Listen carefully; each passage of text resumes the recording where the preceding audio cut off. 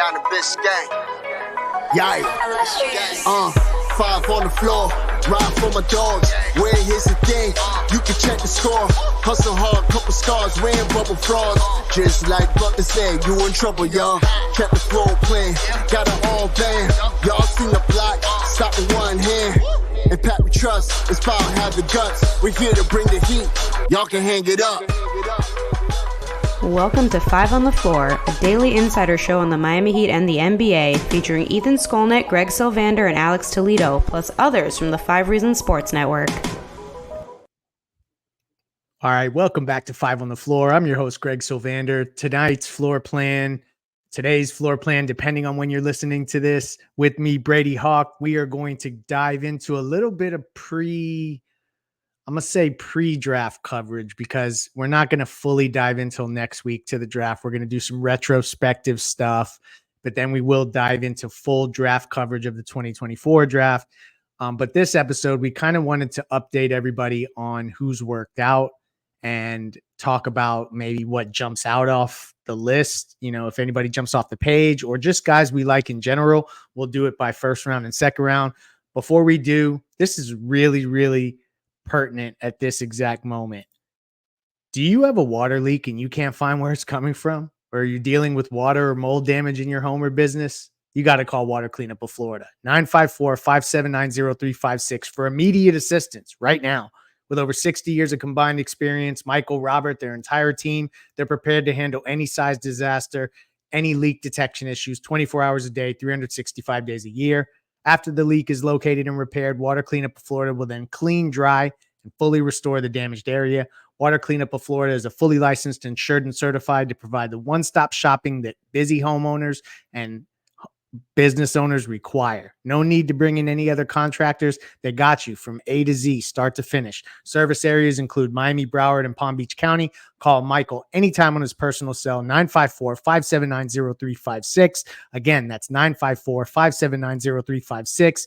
Visit the website, wcufl.com. You can follow them on Facebook, Instagram. Check out their 70-plus 5-star reviews on Google. Water Cleanup of Florida. If you got the schmutz, they got the guts. And it's wet down there in South Florida. Brady had to trek through the rain to make the show on time in the flood zones as you're driving. I'm glad you made it safe. The draft is coming. Heat fans, I know on Discord, everybody should be subscribed to Off the Floor. Check it out. It's $2.99. We have a lot of great conversation there, but also there's intel, there's updates, there's stats, analysis. And lately we've been talking a lot of stuff about the draft. And I'm going to use a reference point. There's a list on Hoops Hype of the draft workouts. So we'll start there, Brady. We're going to talk first round right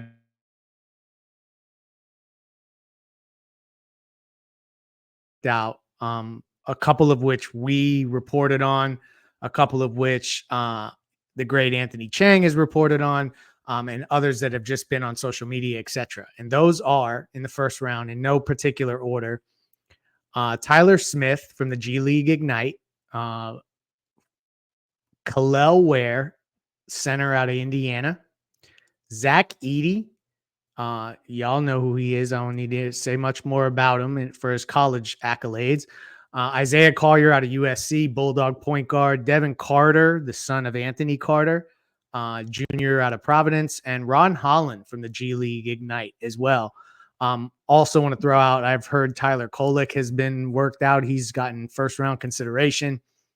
Of those names, Brady, what are your initial thoughts on who they're working out that are kind of mocked around 15?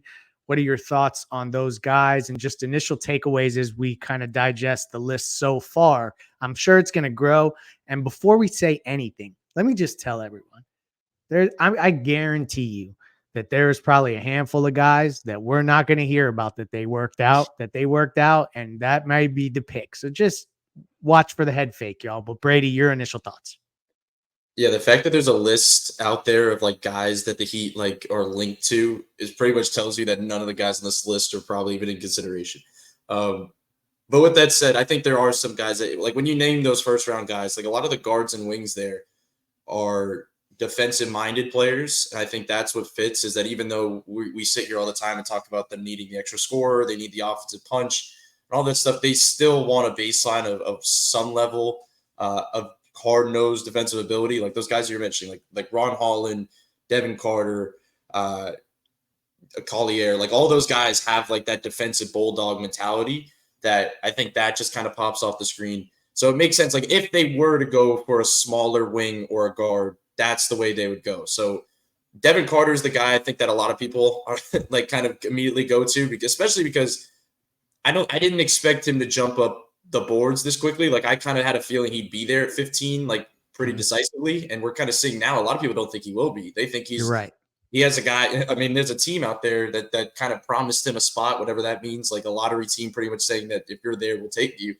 So that makes things interesting, but I do definitely like him just because of that stuff we talked about defensively, but he also has, a weird looking shot, but he's a good shooter. He does a lot of that type of stuff. So if he's there, and with the Anthony Carter tie and all that stuff, it just makes sense, I think, to consider him at that level. But when you name those guys, the guy I've been talking a lot about is Tyler Smith. That's the guy I keep coming back to. I kind of started with him a while ago, but I just think I keep saying with Miami's picks recently over the last few years, like they always find something unique. Like there hasn't been a tie. Like it was high upside with Jovic and high floor with Jaime. So there's not like they're not picking sides there. Like they'll go on both sides. Very true. But I do think there is like a unique element. Like Jovic was just a different type of player. There wasn't anybody like him in that draft. He was like a big passer, ball handler at 6'10". So you go with that guy. Jaime, because he's unique, just because of his ability to just step right in and play a role, his footwork, is all that stuff that kicked in. So I do think when we sit here and talk about some guys that fit Miami, it doesn't always end up being that. It always ends up being like they're just kind of being this mastermind of trying to find a way to fit a different guy into their system. And Tyler Smith kind of fits that for me. Like he's not I didn't even know to classify him as a wing or a big when I was doing my like thread on Twitter, because he's 6'10", like he's a bigger guy, 6'11", but he's not really a big man. Mm-hmm. But I don't know if you call him a wing, but I just think that tweener sense is just interesting. And the fact that he's super athletic, can do things, has a high upside offensively, has the ability to shoot in the outside. Like I feel like they could definitely do things with him. And everybody talks about it all the time. They want somebody that could play in their own lineups, but also play next to Bam. And with this guy, it's probably easier for him to play next to Bam than maybe behind him. But I do think he could, especially in Miami's system, like they can put a 6'11" guy that has a little bit of a big man history at the backup 5 spot for certain lineups or things like that. So I just think he's the guy that kind of pops for me a little bit, just because I feel like he is different. Like we're going to talk about a lot of these different bigs. They're pretty similar. Like a lot of them that are in that range even do similar things. He's the only guy that's a little bit unique in that sense. So that's just the guy I'd keep an eye on. I think it's interesting you bring up a guy from the G League Ignite. I also was interested to see Ron Holland as a player that they worked out. It's just not, I mean, I see the defensive part of it, but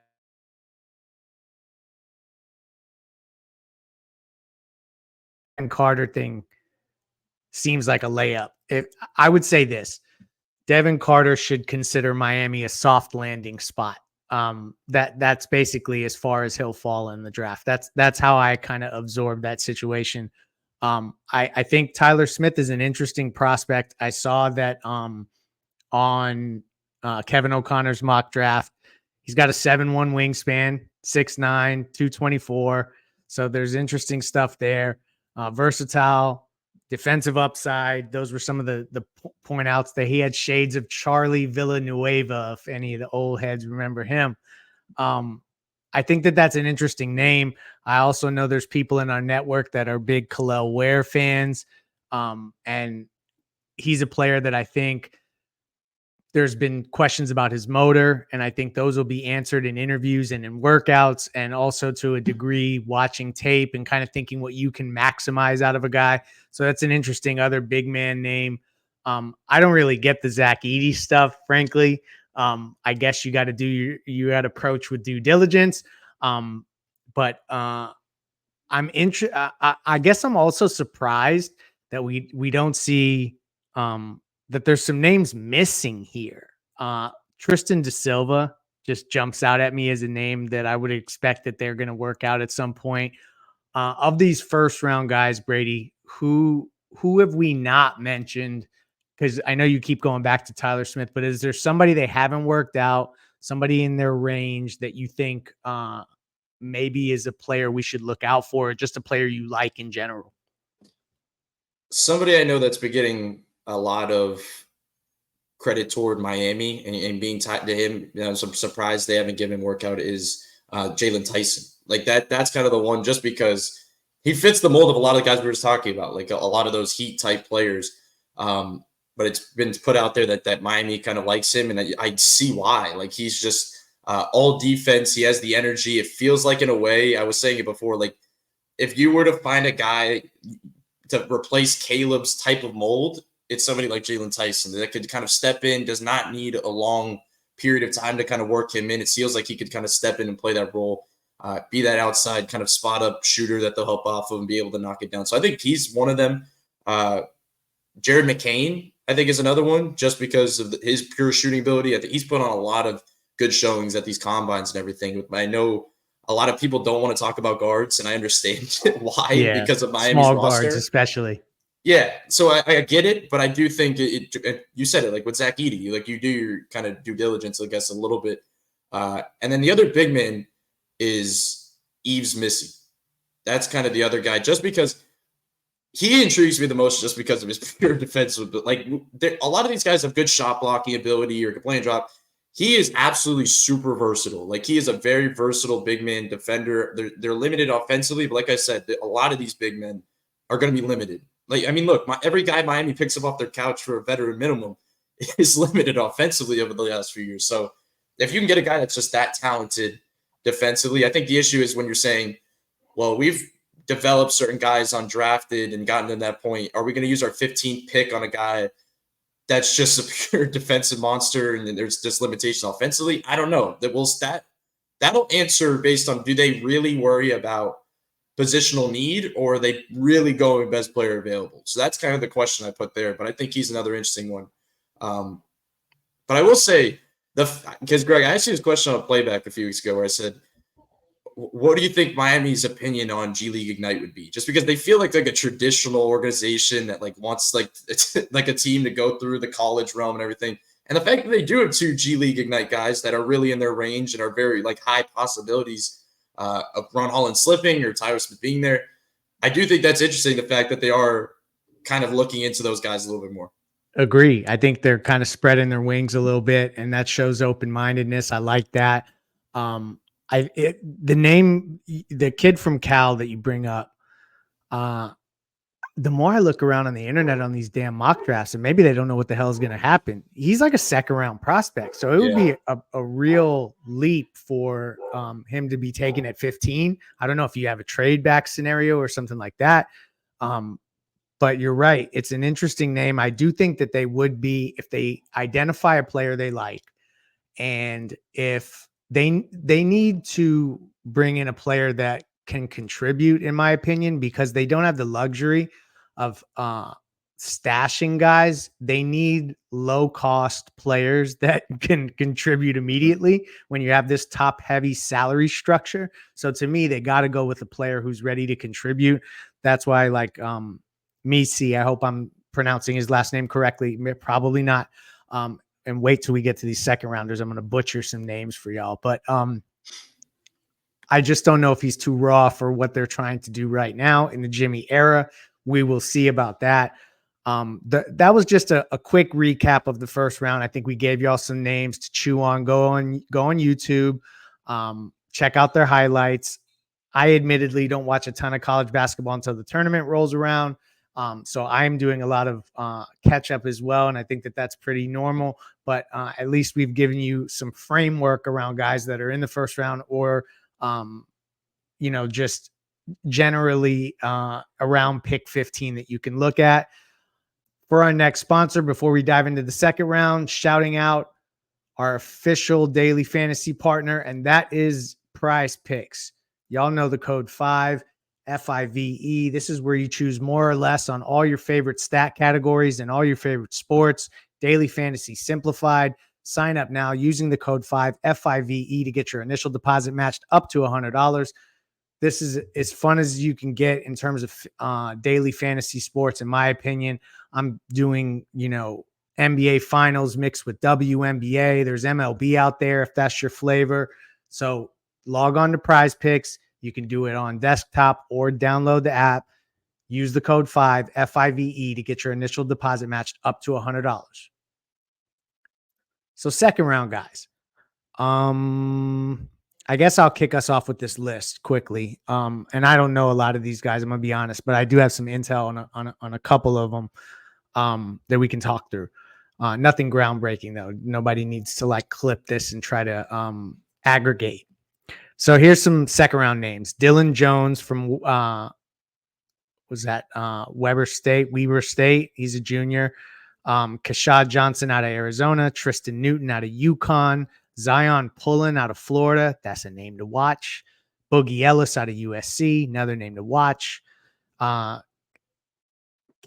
Kenan Blackshear out of Nevada. I hope I said his name correctly. Apologies if I didn't.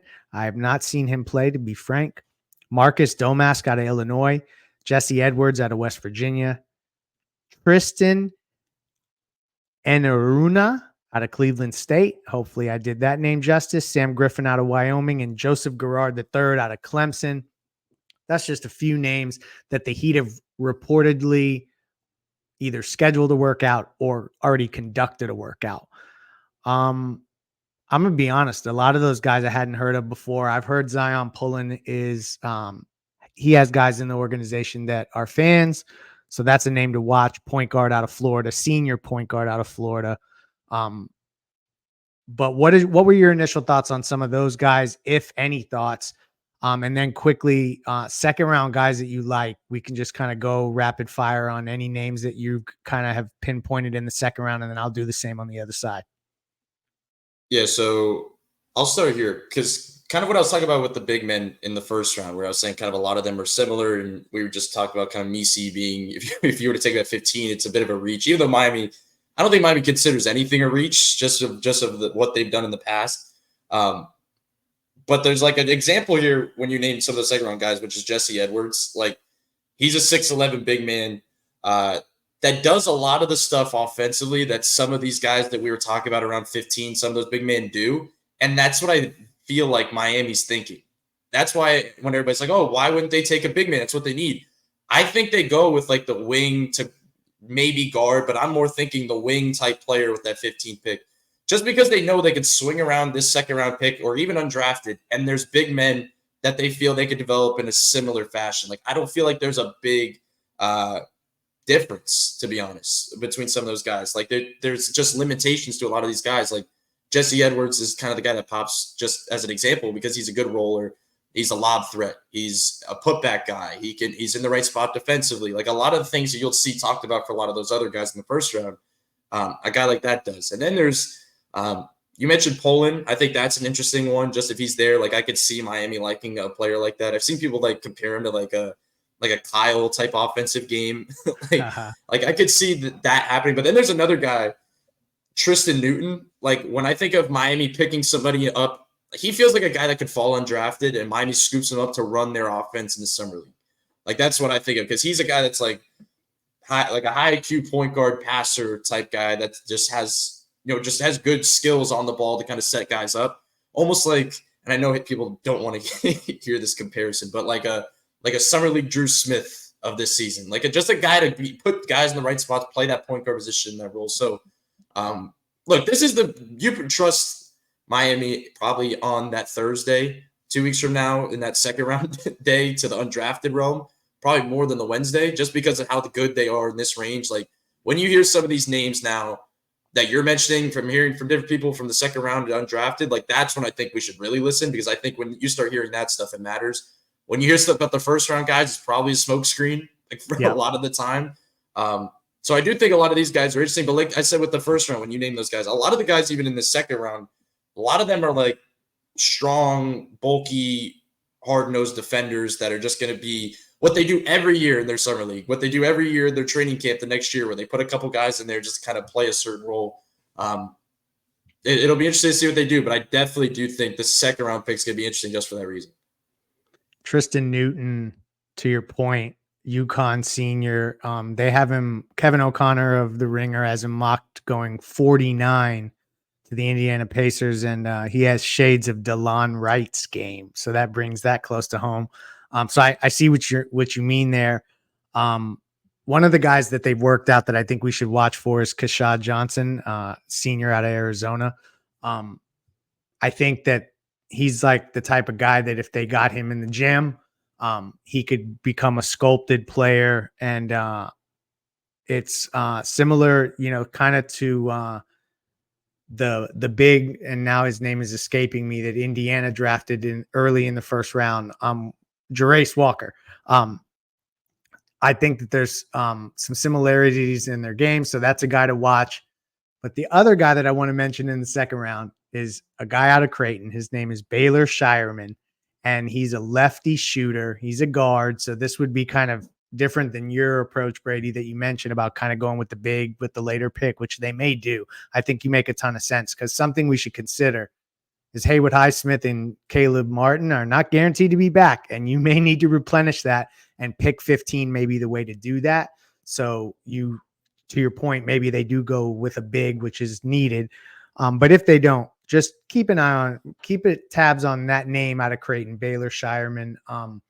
I know that that's a team that the Heat scouted throughout the regular season a ton. Any final thoughts before we close? Yeah, I'll say two other names that we didn't talk about kind of on that workout list. I would think Deron Holmes, I think, is an interesting one just because he's also another one of that group of big men, but he seems like the more Heat type guy just because he has the ability to stretch the floor a little bit more. He's just kind of wider and stronger. But I think the interesting thing with him is I've seen like all over the place for his mock. Like I've seen people talk about like with the 15th pick, and then I've seen other mock tests where he's like falling. Maybe he could fall to Miami in the second round. So I think he's somebody to keep an eye on. And then another random one in the second round that I could just see Miami doing is Ryan Dunn, who's just an all defensive player, just was all over the place on that end of the floor. Like I think there's a lot of question marks about his offensive game, but like Miami's done that before. And if he falls undrafted, I think it's pretty guaranteed he's going to be with Miami, just because he's just so that type of player. I could 100% see him in the Heat Summer League team. And when you just brought up not having Haywood Highsmith, like for sure, or Caleb Martin, like if you even have a thought that Haywood Highsmith's going to be gone, like you go grab Ryan Dunn just to make things up, muck things up defensively. So that's just another name I would think to watch. So we've given you a bunch of names. Inevitably, we probably haven't mentioned who the Heat's going to draft, and they'll chuckle if they do ever listen to this. But that's okay. We'll keep supplying you with more names. We'll continue to update. We got a ton of draft coverage planned. We're going to bring on our friend Adele. He has a great YouTube channel, which we're going to make sure to plug. I don't have it in front of me right now. I apologize, Adele. But he'll be coming on for some really extensive deep dives on some of these guys as we get nearer to draft day, which is about 2 weeks away. So more to come as it relates to the draft, but Brady and I wanted to just at least keep you updated. Thank you for joining us. Shout out to our sponsors, Water Cleanup of Florida and Prize Picks.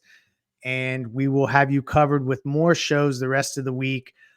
Ethan is currently enjoying key lime pie, vacationing, and he'll be back very, very soon. And he'll have better internet than he had on playback for those of you who joined us and listened to that funny exchange where he sounded like a robot.